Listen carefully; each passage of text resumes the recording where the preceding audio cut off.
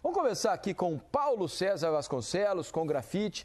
Eles já estão prontinhos para a gente conversar um pouco mais sobre o que foi o jogo lá de Salvador. Lá o Flamengo venceu o Bahia pelo placar de 1-0 e larga na frente nessa partida das quartas de final.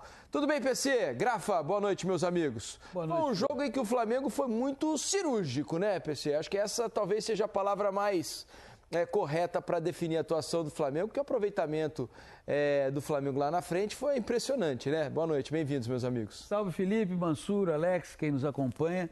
Na verdade, o jogo deixa uma mensagem muito interessante, porque se de um lado você teve um Flamengo que no segundo tempo criou apenas uma oportunidade, você teve do outro lado um Bahia que teve 3, 4 oportunidades, mas o jogo se define na precisão.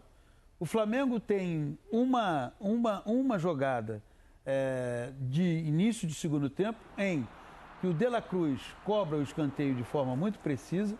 O movimento do Bruno Henrique, aliado à impulsão, deixam o Gabriel Xavier e o Santi Arias completamente desnorteados, faz o gol. A partir desse instante, o Flamengo se posiciona mais no seu campo. O Bahia, que foi dominante a maior parte do jogo, pressiona, surgem oportunidades, mas o Bahia não tem a precisão que o Flamengo teve. E isso, principalmente quando você joga contra uma equipe tão qualificada quanto essa do Flamengo, cobra uma conta muito alta. Me lembrou um pouco o que aconteceu no jogo do Campeonato Brasileiro, no primeiro turno, em que o Flamengo não foi tão dominante assim, o Bahia criou oportunidades, empatou, mas no final levou o gol marcado pelo Davi Luiz. O confronto está em aberto? Está em aberto, mas a vantagem que o Flamengo obteve hoje, ela é muito considerável.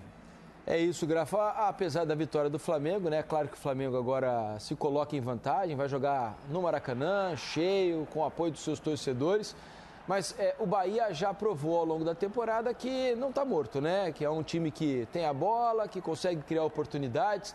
A ver qual será a postura no Maracanã, né, Grafa? Boa noite. É verdade. Boa noite, Felipe, Mansur, Alex, amigas e amigos do Troca.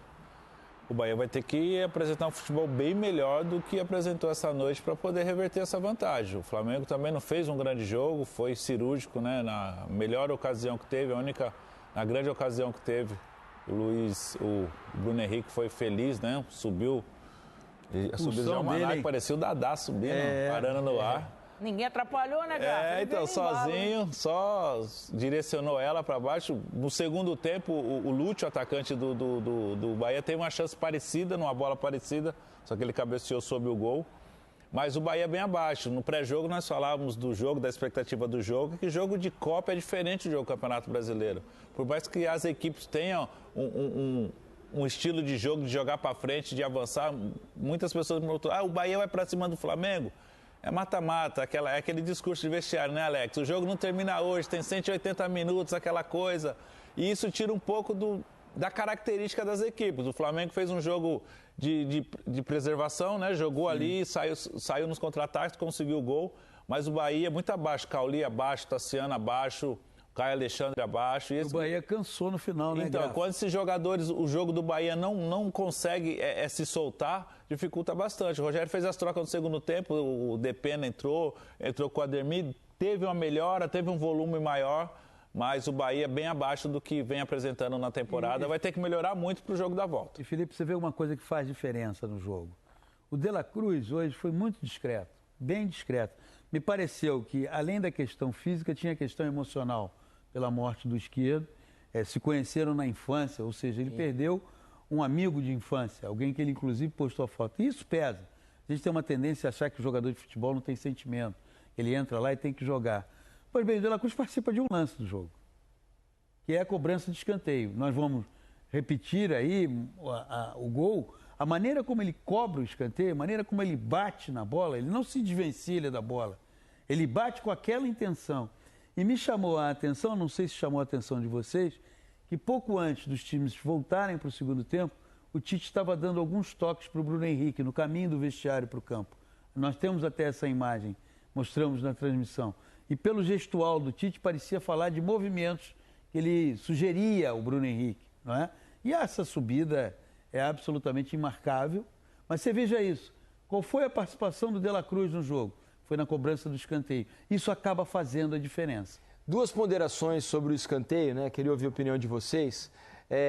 Primeiro, acho que essa batida, que a gente chama bola fatiada, né? Alex, que era um exímio cobrador de escanteio aqui, pode até dizer, quando você tem um jogador de muita impulsão, como é o caso do Bruno Henrique, essa batida acho que é estratégica, né, Alex? Porque consegue aproveitar ao máximo um jogador que costuma ter essa vantagem sobre os zagueiros, né? E assim, no meio do sistema defensivo, às vezes você tem algum espaço onde alguém vai estar marcado e alguém não, para poder embalar. E você vê que a bola ela vem mais rápida, né? Ela rasante, que se ela vem um pouco mais... Viajada, né? Mais viajada, dá tempo de você reposicionar ali, não dá, né? Então ele foi muito feliz, porque aquele negócio que eu comentava com os caras assim, eu vou ter que bater a bola aqui se a defesa tiver dessa maneira.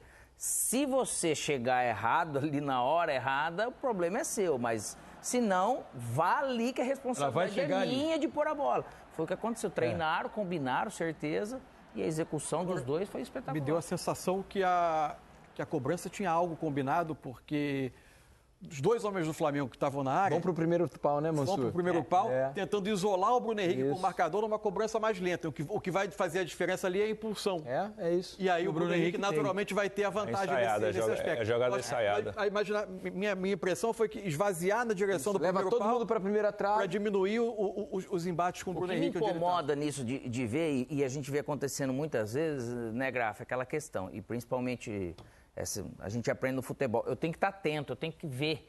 E você vê aquele defensor do Bahia... Esse a gente vai ver agora. Perdão, desculpa, Alex. Pode falar, porque vai sair a batida. Ó. Sim, olha ele livre, você vai ver, todos foram na direção da primeira trave e o Bruno Henrique ficou num espaço com menos defensores. Então o defensor, em momento nenhum, olha para eu poder realmente saber. E não encosta no Bruno, né, Alex? Porque às vezes eu não vou na bola, né, Felipe? A gente pula meio no corpo, você vai atrapalhar, ele cabeceia, mas sem direção. Você pode ver que ele não faz um movimento, ele vem, a bola só bate, de tão boa que vem a bola. O Bahia faz a marcação por zona, né? Fica aqueles 4 jogadores assim em linha e os jogadores que ficam fora, cada um pega um. O Bruno Henrique estava sem ser o seu marcador, ele saiu sozinho. E essa bola é jogada ensaiada, porque quando não é jogada ensaiada e o jogador bate no segundo pau, ela faz aquela banana, né? Ela vem, aquela bola que vem mais lenta no segundo pau. Essa bola é uma bola rápida, joga no segundo pau rápido. Brigar, né? E o Bruno Henrique ele nem precisou se movimentar tanto, ele só subiu e cabeceou para baixo. A jogada muito bem ensaiada. Os dois possíveis marcadores, que eram o Gabriel Xavier e o Santiago,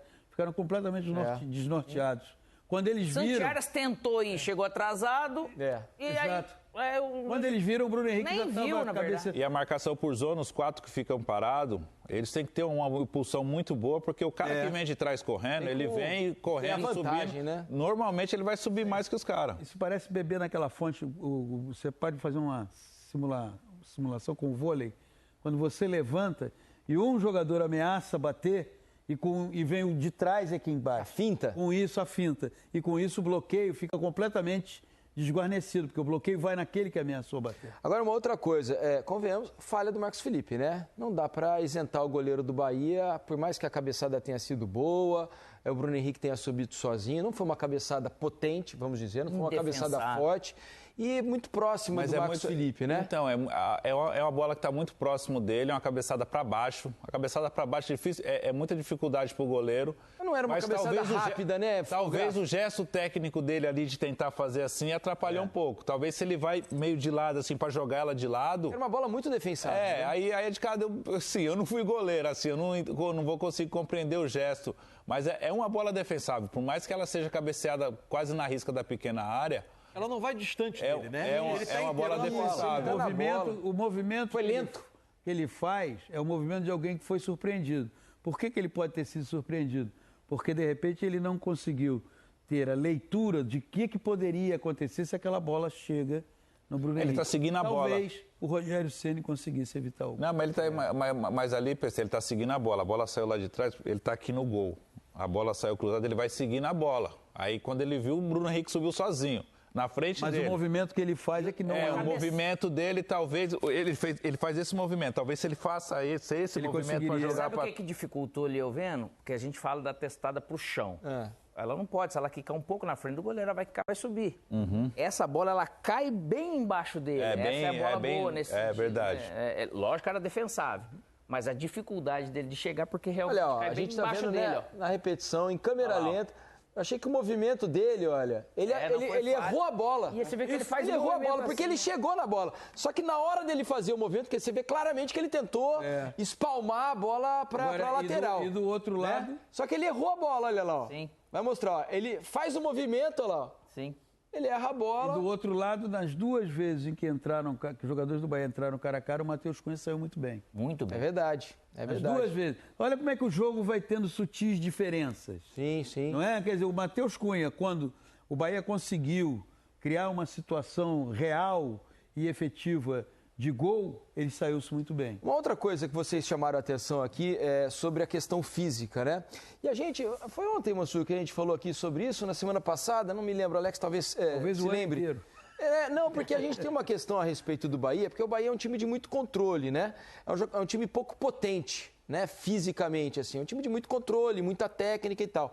E quando pede um jogador, por exemplo, como o Biel, que é um jogador da velocidade, um jogador da profundidade, as substituições, às vezes, não são suficientes para manter um ritmo mais agressivo, principalmente quando é um time que está atrás no placar e precisa buscar o empate. É algo que o Bahia rotineiramente tem o jogo do Bahia é um jogo que desgasta, né? Fisicamente. E ele não tem como compensar os jogadores que se desgastam. Hoje houve um determinado instante em que o Rogério, numa tacada só, tirou o Caio Alexandre, o Everton Ribeiro e o Cauli, porque eles estavam exaustos. Não podemos esquecer, e aí foi uma opção do Bahia, que domingo o Bahia jogou contra o Botafogo 0-0, que foi um jogo que exigiu muito do ponto de vista físico. Porque você enfrenta um Botafogo, que é um time que pratica um jogo muito forte do ponto de vista físico, do ponto de vista técnico. Então o Bahia acusou esse golpe hoje. E curioso, né? Porque além da questão física que a gente está falando, o Bahia fez 2 bons jogos e não venceu nenhum dos 2. Né? Sim. O Bahia não conseguiu vencer o Botafogo. Faltou um grafite lá.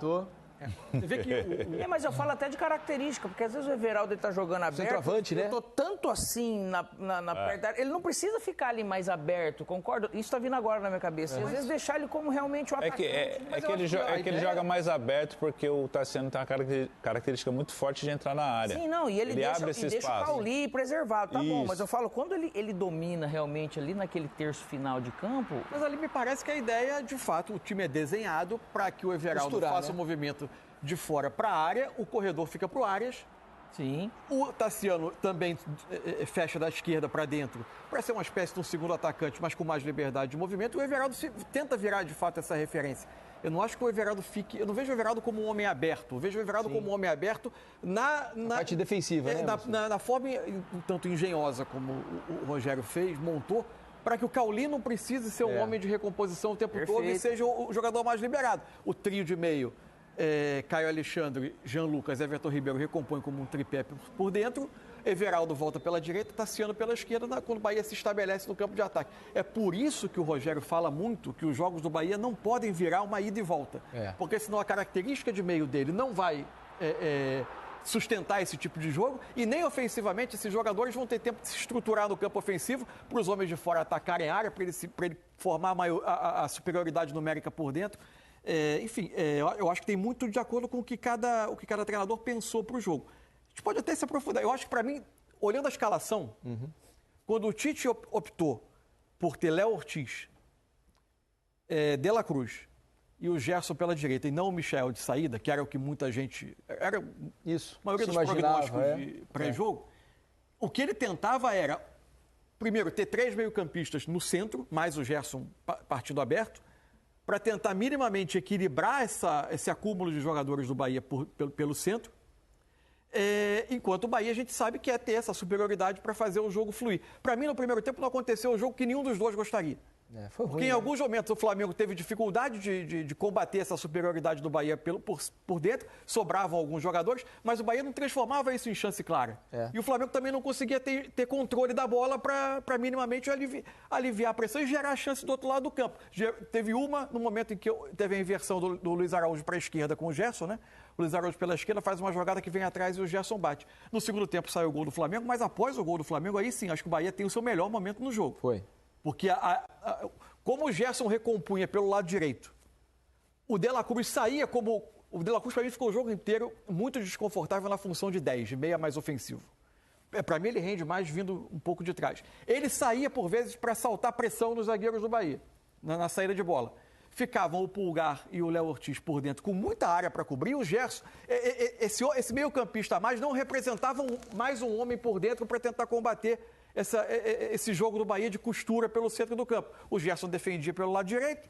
O ponta do lado esquerdo também, ficava o Pulgar e o Léo Ortiz com muito espaço para cobrir, e o Bahia começou a achar jogador livre. A partir daí, ele gerou as 2 infiltrações que terminaram na defesa do Matheus Cunha. Aos poucos, o Flamengo vai conseguindo equilibrar um pouco. Acho que a falta do Biel pesou para o Bahia, tanto que o Rogério guarda 3 substituições para os 41 do segundo tempo.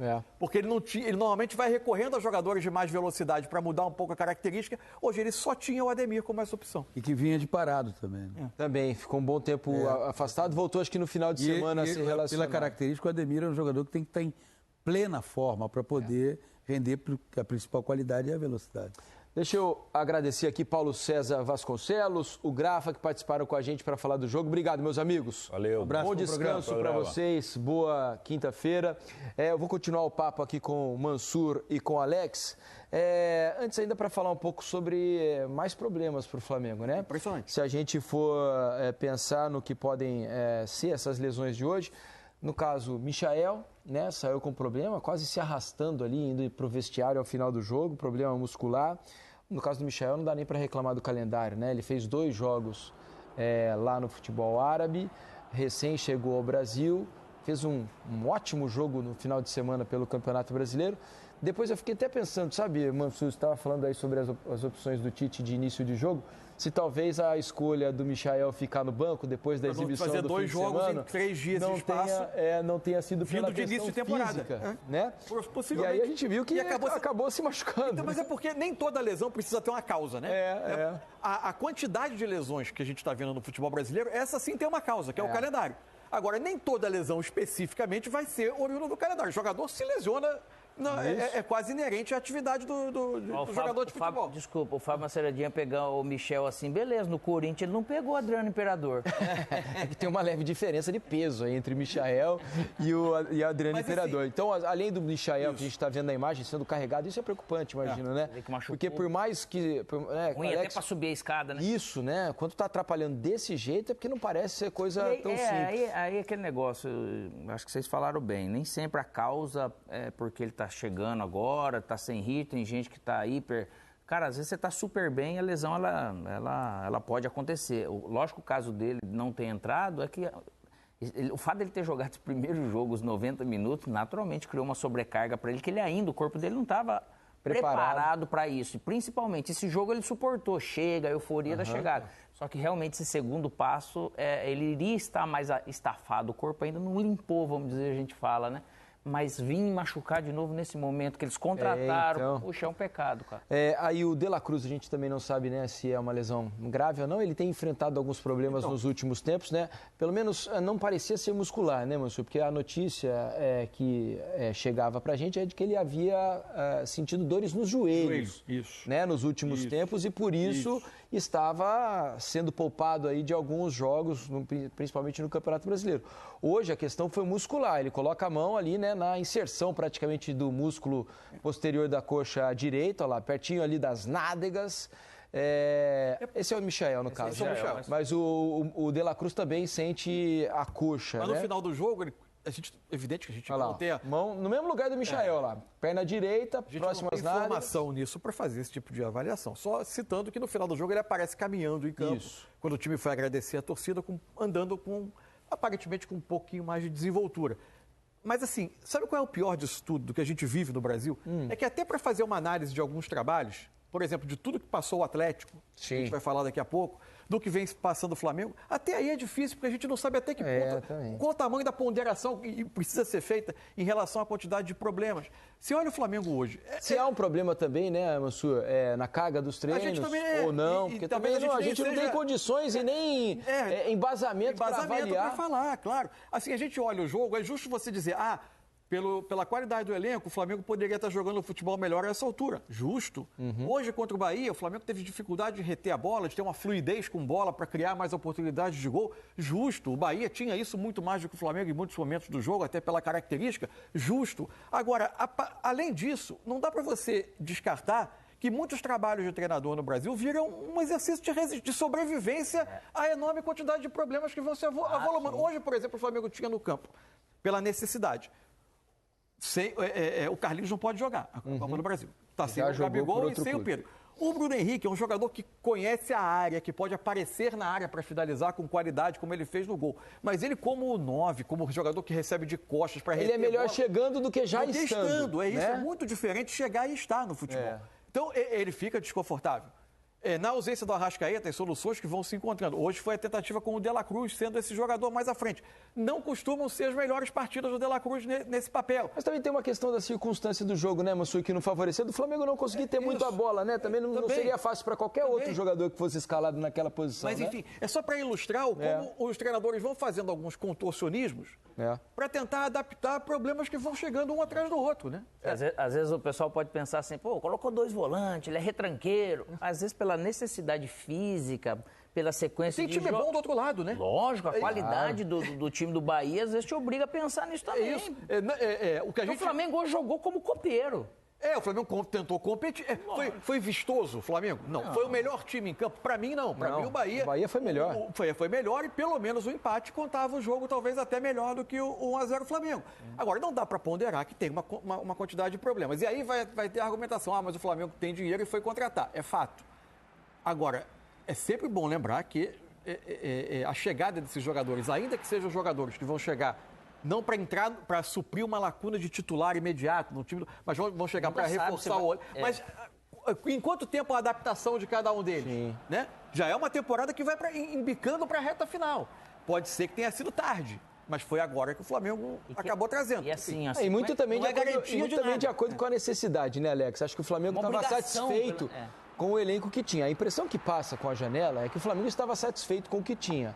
A partir do momento que foi perdendo jogadores em sequência, com lesões, ele se viu obrigado aí ao mercado. Falou, olha, se eu não fizer alguma coisa, a temporada pode escapar pelos dedos aqui. E aí o Flamengo se mexeu nessa reta final e conseguiu trazer 4, né? Alexandro, Michael, agora o Plata e o Alcaraz. E trouxe 4 jogadores que aparentemente vão ajudar bastante, né? Isso, dentro da capacidade econômica do clube. A questão do tamanho dessa ajuda que esses jogadores vão dar não dá pra saber, né? Um aspecto que é difícil de medir de quanto tempo vai demorar essa adaptação. E aí você pega a questão própria do Alexandre, um exemplo, né? Pode ter sofrido mais ou menos com lesão, mas ele está voltando num período de férias. Ele não chega nesse ritmo já frenético que tem aqui com sequência de jogos. Não tem jogo, então enfim, então às vezes a maneira de você jogar nesse momento também condiz com aquilo que eu tenho disponível. Então eu não posso me expor, eu não posso fazer alguns movimentos onde eu não estou preparado para isso. Para fechar a série de problemas do Flamengo, né? Imagina que não seja problema, esse acho que é só uma questão pontual do Gerson. O jogo 26 de maio, tá, o Alexandre? Quem? Alexandre, 26 de maio. Boa. Bastante. 3 meses. A questão é do Gerson, né? Que saiu ali aparentemente com uma falta de ar, né? Talvez em decorrência ainda do jogo do fim de semana, do meio de semana passado ainda, né? Por ter sido um jogo na altitude. O Gerson jogou, acho que o jogo todo, né? Lá na altitude. Você vê ele impressionante jogou fisicamente, bem, ele tá muito voando, bem. Olha lá, ele saiu, né, meio ofegante ali e tal. Aparentemente, né, sentindo uma falta de ar. Mas isso não deve ser problema aí para a sequência. Sérgio Lobo, nosso companheiro da produção. Claro, grande Lobo. Só para estar confirmando aqui, o Flamengo já oficialmente disse que De La Cruz e Michael Dores na posterior da coxa. O Gerson tomou uma bolada, ele tomou uma bolada no queixo em dado momento. Foi no rosto ali, né? Mas... Pareceu ponta do queixo. Não deve ser fácil de assimilar, não. Mas ele saiu meio ajudado ali, a impressão que eu tive que ele tá meio com falta de ar. Alguma coisa mas assim, às vezes pode, vamos dizer, chega num ponto de baixar a glicose, eu passei por isso, aí você fica com o corpo meio fraco, com sudorese e tal. A gente não sabe, infelizmente, o que aconteceu. Mas essa sequência de jogos, além de tudo, às vezes a gente fala para as pessoas entenderem. Eles estão com ritmo de jogo, só que eles estão com déficit de recuperação. O corpo deles precisa, corpo e cabeça, eles não têm. E quando você joga muito em sequência, você também perde, raramente o atleta que não, ele perde o nível de força dele. E para eu manter o nível de força, eu preciso de trabalho, às vezes eu preciso levantar peso. E com sequência de jogos, se eu levanto o peso aqui para jogar daqui 2 dias, eu não posso, entende? Então você foge um pouco de uma normalidade de condicionamento. O Abel, ele diz muito que seria fundamental, nesses períodos de jogo, que o espaço tivesse 3 dias sem jogo entre as partidas. Não é um espaço de 72 horas entre os jogos. Sim. É um 72? espaço... É como se você jogar domingo e quinta. É. Isso faz diferença, segundo ele. Na segunda foi só recuperação, na terça, os jogadores que fizeram 90 minutos. É um dia ainda bastante perigoso em relação a você sobrecarregar esses jogadores. Eles acabam não trabalhando na quarta porque é o dia do jogo. O Flamengo jogou... Isso que o Abel costuma treinar no dia do jogo ainda, pela manhã. Faz alguns trabalhos de posicionamento. Evidente que sem uma exigência física no limite. O Flamengo, o jogo com o Bragantino foi domingo, 8 da noite, né? O jogo acabou às 10 horas da noite. E às vezes tem jogos, se a gente for analisar, nem é o caso, mas se a gente for falar e ver o Fortaleza, do que o Fortaleza já foi, o Fortaleza ele joga um futebol hoje eficiente, mas ele mudou a maneira dele jogar.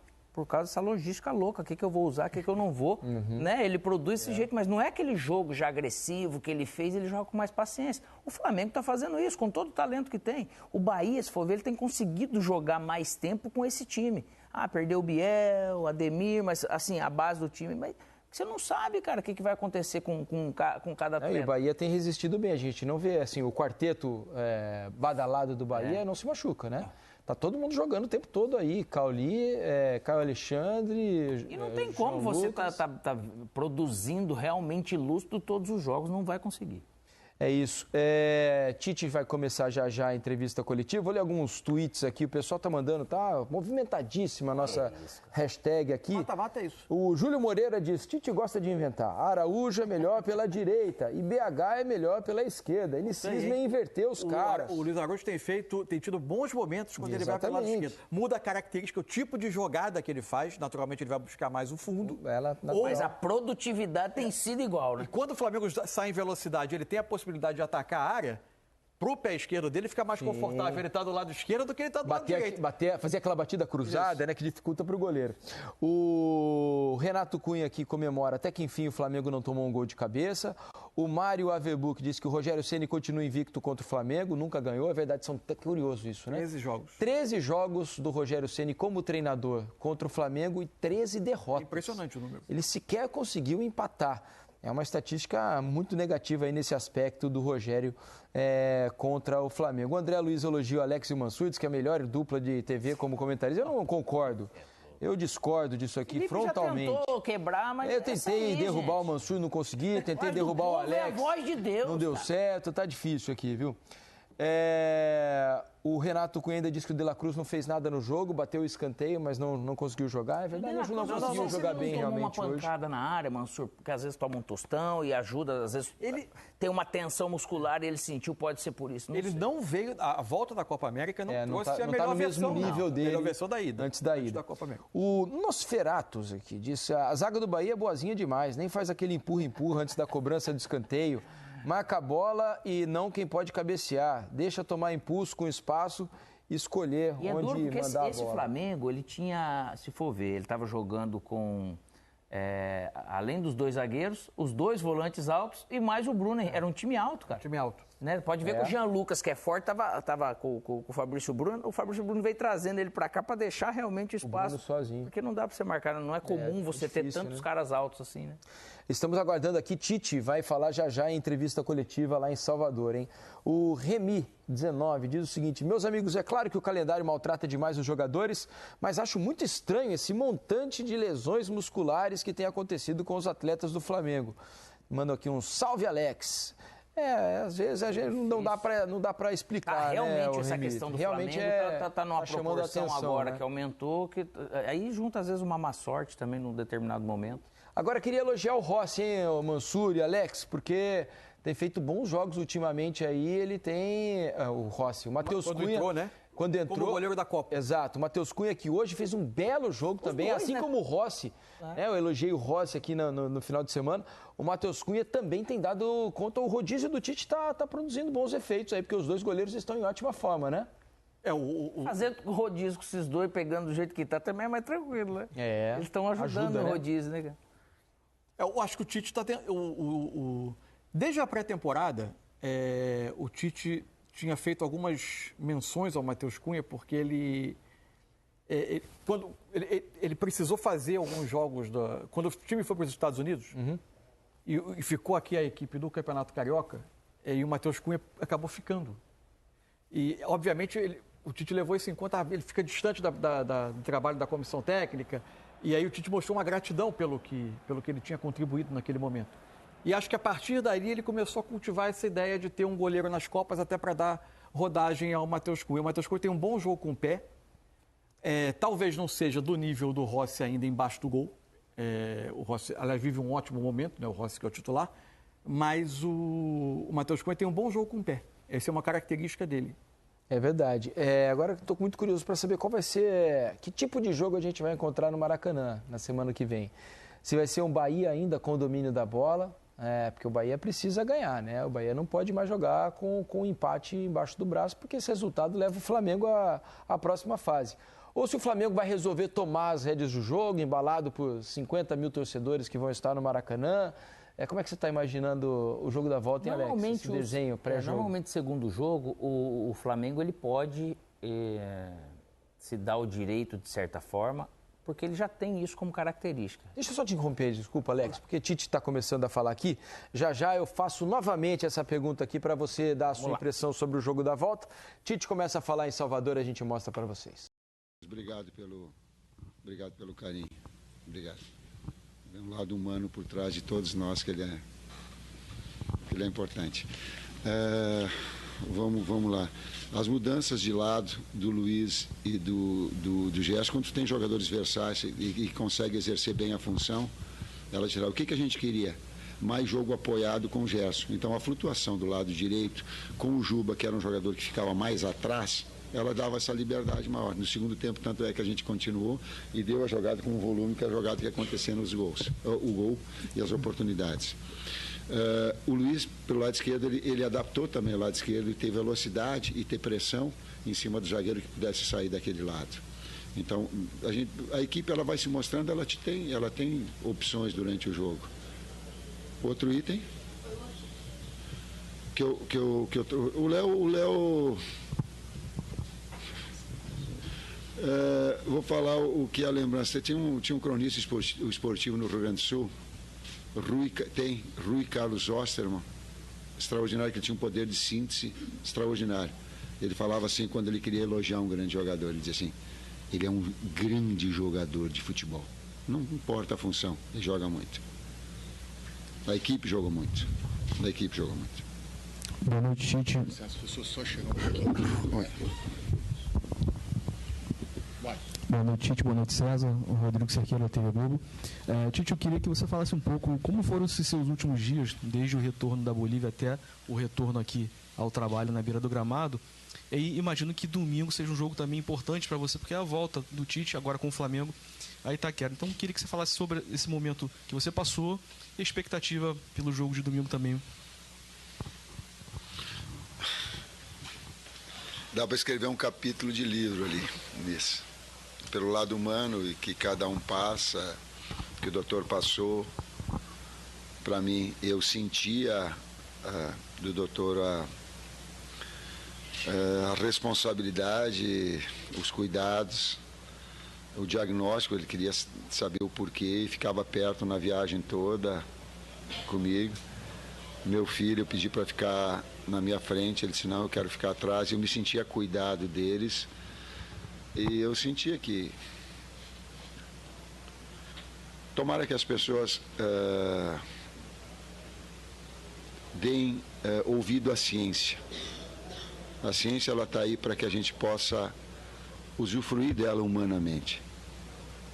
Jogar em La Paz é muito difícil.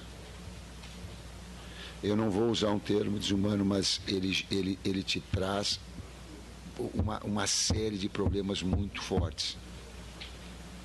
Eu não gostaria de estar dizendo isso, mas se não derem um intervalo, como o doutor falou, no primeiro tempo para, no segundo tempo para, vai dar problema. Deu comigo, vai dar mais sério.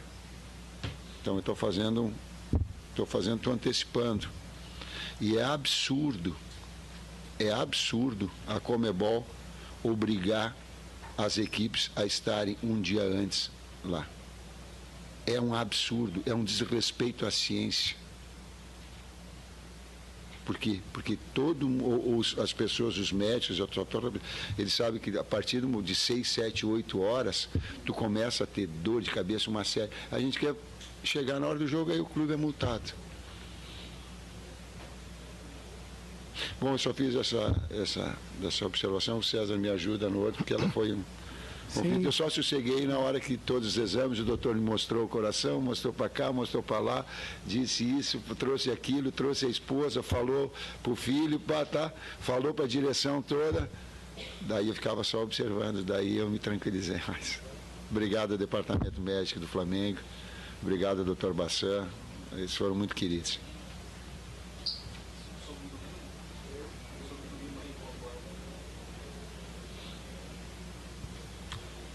Só Bahia aí.